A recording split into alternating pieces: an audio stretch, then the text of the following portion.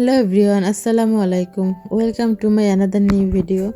আজকে বেশি কিছু না, আমি সকালবেলা কী করি তাই নিয়ে একটা ডেইলি ব্লগ শেয়ার করব। তো এই তো সকালবেলা উঠে আমার প্রথম যেটা কাজ সেটা হচ্ছে চা খাওয়া। সকালবেলা চা না খেয়ে আমি কোনো কাজই শুরু করতে পারি না। এজন্য এই তো চুলায় 1 কাপ চা বসিয়ে দিলাম। চাটা হতে থাক, এদিকে আমি চায়ের জন্য দুধ আর চিনি রেডি করছি একটা কাপে।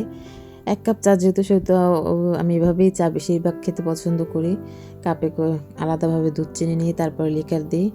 এদিকে চা হতে হতে এখানে ছোটো ছেলের জন্য খিচুড়ি রেডি করে রাখছি। খিচুড়ি সারাদিনের খিচুড়ি রান্না করেছি এখানে। এই তো খিচুড়িতে আমি আলু ঘষে দিই, ঘষে দিলে আমি তো ওকে খিচুড়ি ফিটারে করে খাওয়াই, এই জন্য আলু গাজর সব কিছু ঘষে তারপরে দিতে হয়।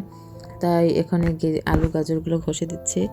আর লবণ দিয়ে দিলাম, হলুদ দিয়ে দিলাম। 1 বছর পর্যন্ত লবণ তো খাওয়াইনি, এখন 1 বছর পর থেকে লবণ খাওয়াচ্ছি। এই তো এদিকে আমার চা একেবারে রেডি। এবার চাটা আমি ছেঁকে নিচ্ছি, ছাঁকনি ছাড়াই ছেঁকে নিয়েছি। সুন্দর চা হয়েছে। এবার চাটা খেয়ে আজকের মতো দিন শুরু করব। তো চা খেয়ে কিছুটা রিল্যাক্স করে নিলাম। রিল্যাক্স করে তারপরে এই আদিলের খিচুড়ি বসিয়ে দিয়েছি এক চুলাতে। অন্য চুলাতে আদিলের জন্য তো রান্না করছি, এখন আমাদের জন্য তো কিছু রান্না করতে হয়। আজকে খুব ইচ্ছা করছিল খিচুড়ি খেতে, কারণ বাইরে খুব ঠান্ডা পড়েছে।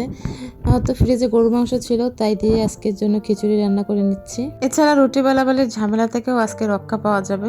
তো খিচুড়ি রান্না করার জন্য ফ্রিজে গরুর মাংস ছিল, আজকে গরুর মাংস নিয়েছি আর আলু নিয়েছি। তো গরুর মাংস, আলু আর তেল একসাথে দিয়ে দিলাম মাংসটা ভালোভাবে কষানোর জন্য। এরপরে কয়েকটা দারচিনি, এলাচি এগুলো দিয়ে দিলাম। আর দিয়ে দেবো এখন মরিচের গুঁড়া। মরিচটা কম দিয়েছি কারণ ছেলে আবার ঝাল খেতে পারে না। তো মরিচ দিয়েছি, জিরার গুঁড়া দিয়েছি, হলুদের গুঁড়া দিয়েছি, লবণ দিয়েছি। এই যে এদিকে আমার ছোটো ছেলে তো ঘুম থেকে উঠে যায়, তাকে নিয়ে কী করব, তাকে বসিয়ে রেখে তারপরেই রান্না করতে হয় এভাবে সকালবেলার দিকে।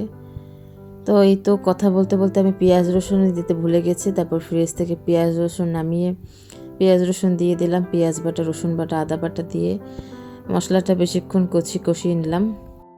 এরপরে 250 গ্রামের মতো আতপ চাল ভিজিয়ে নিয়েছি। এটা দিয়ে বিকেলে চিতই পিঠা বানাবো। আমার ছোটো ছেলে আদিল চিতই পিঠা খেতে খুব পছন্দ করে, সেই জন্যে। যাই হোক, মশলা কষানো হয়ে গেলে আমি এরপরে চাল ডাল ধুয়ে নিয়েছিলাম, মুগ ডাল, মসুর ডাল আর ভাতের চাল নিয়েছি। ভাতের চাল দিয়ে খিচুড়িটা খেতে আমার খুব ভালো লাগে।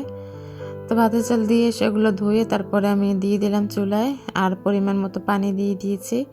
এরপরে এই তো ঢাকনা দিয়ে 2টা সিটি দেবো, তাতেই খিচুড়ি হয়ে যাবে। বাস 10 মিনিটের মধ্যে খিচুড়ি রেডি, একেবারে শর্টকাট উপায়ে। তারপরে এই তো সকালের নাস্তা খিচুড়ি ভুনা। তো আমি সকাল সকাল এই তো খিচুড়ি নিয়ে বসে পড়লাম, সাথে তো একটু জলপাইয়ের আচার না হলে চলেই না। তো খেতে খেতে সবার থেকে বিদায় নিচ্ছি। সবাই ভালো থাকবেন, সুস্থ থাকবেন। দেখা হবে নেক্সট কোনো ভিডিওতে। ধন্যবাদ।